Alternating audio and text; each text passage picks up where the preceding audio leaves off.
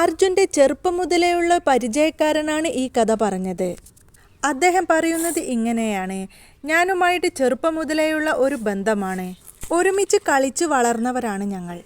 സൗഹൃദങ്ങൾക്കൊക്കെ നല്ല മൂല്യം നൽകുന്ന വ്യക്തിയാണ്. അടിപിടി കൂടുമ്പോഴും വാക്ക് തർക്കങ്ങൾ ഉണ്ടാകുമ്പോഴും ഒക്കെ ആദ്യം വന്ന് നന്നാവുന്നതും പോട്ടട എന്ന് പറയുന്ന ആശ്വസിപ്പിക്കുന്നതും അർജുനായിരിക്കും. അതുകൊണ്ട് തന്നെ അർജുനോട് എല്ലാവർക്കും വലിയ കാര്യമാണ്. കുട്ടിക്കാലം മുതൽക്കേ ഡ്രൈവിങ്ങിനോട് വല്ലാത്തൊരു അഭിനിവേശമായിരുന്നു.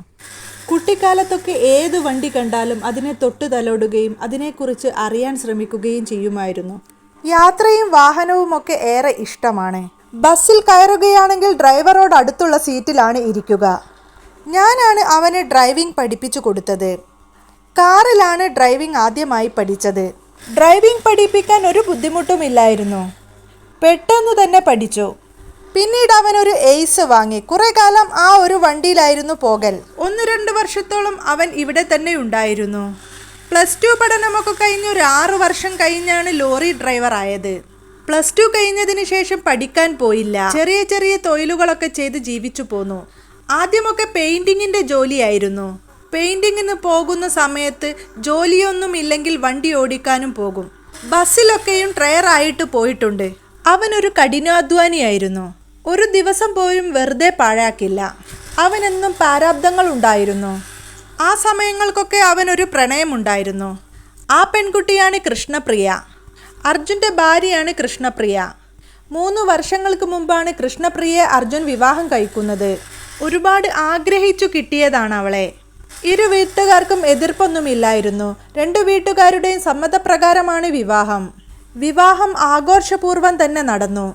ആ സന്തോഷ ജീവിതത്തിൽ ഒരു ആൺകുട്ടിയുമുണ്ട്.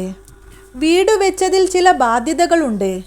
അതായിരുന്നു അവൻ്റെ മനസമാധാനം കെടുത്തിയത്. കൃഷ്ണപ്രിയയോടൊപ്പം പുറത്തു പോവാനും അവളോട് കുറേ സമയം ചിലവഴിക്കാനുമൊക്കെ അർജുൻ ഒരുപാട് ആഗ്രഹമുണ്ടായിരുന്നെന്ന് പറയുമായിരുന്നു. കൂട്ടുകാർക്കൊപ്പവും സമയം ചിലവഴിക്കാൻ അവന് സമയം കാണില്ല. ഈ ബാധ്യതകളൊക്കെ ഒന്ന് കഴിഞ്ഞാൽ സമാധാനത്തോടെ ഇരിക്കാമല്ലോ എന്നായിരുന്നു അവൻ്റെ വാക്കുകൾ. അവനെ എല്ലാ തരത്തിലും മനസ്സിലാക്കുന്ന ഭാര്യ തന്നെയായിരുന്നു കൃഷ്ണപ്രിയ.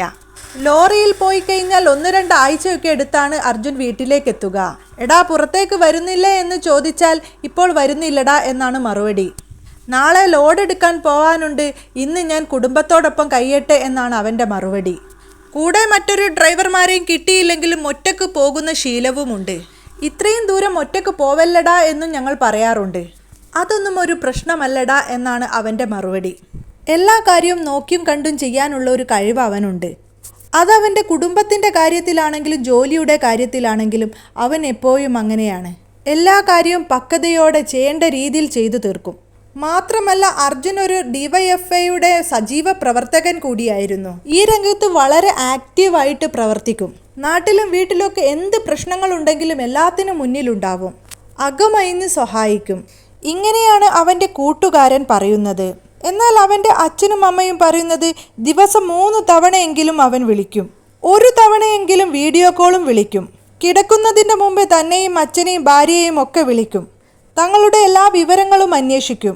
രാത്രി അഥവാ വിളിക്കാൻ കഴിഞ്ഞില്ലെങ്കിൽ പിറ്റേന്ന് വെളുപ്പിന് തന്നെ 3 മണിക്ക് വിളിക്കും. അതാണ് അവൻ്റെ ശീലം. കർണാടകയിലെ ചില സ്ഥലങ്ങളിലൊന്നും റേഞ്ച് കിട്ടില്ല. അതുകൊണ്ടാണ് അവൻ വിളിക്കാത്തത്. ശിരൂരിൽ മണ്ണിടിച്ചിലുണ്ടായ ദിവസം അവൻ വിളിച്ചില്ല.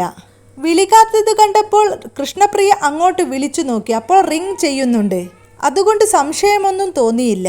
അനിയത്തിയുടെ ഒരു ആവശ്യത്തിനു വേണ്ടി കുറച്ച് പണം ആവശ്യമായി വന്നിരുന്നു. ലോഡ് ഇറക്കി വന്നിട്ട് എല്ലാം ശരിയാക്കാം എന്നാണ് അവൻ അച്ഛനോട് പറഞ്ഞത്. ആ വാക്ക് പറഞ്ഞു പോയവൻ പിന്നീട് വന്നില്ല. വീട്ടുകാരെക്കുറിച്ചും ഭാര്യയെക്കുറിച്ചൊക്കെ നല്ല ബോധമുള്ളവനാണ് അവൻ. അച്ഛനെയും അമ്മയെയും ഭാര്യയെയും ഒന്നും വിഷമിപ്പിക്കില്ല. കയ്യിലൊന്നുമില്ലെങ്കിലും എല്ലാം ശരിയാക്കാം എന്നേ അവൻ പറയൂ. ചെറുപ്രായത്തിൽ ലോറിയുടെ വളയം പിടിച്ചവനാണ് അവൻ. ഇനി അച്ഛൻ കഷ്ടപ്പെടണ്ട, ഇത്രയും കാലം കഷ്ടപ്പെട്ടതല്ലേ, ഇനി ഞാൻ കഷ്ടപ്പെട്ടോളാം എന്ന് പറഞ്ഞ മോനാണ് അവൻ.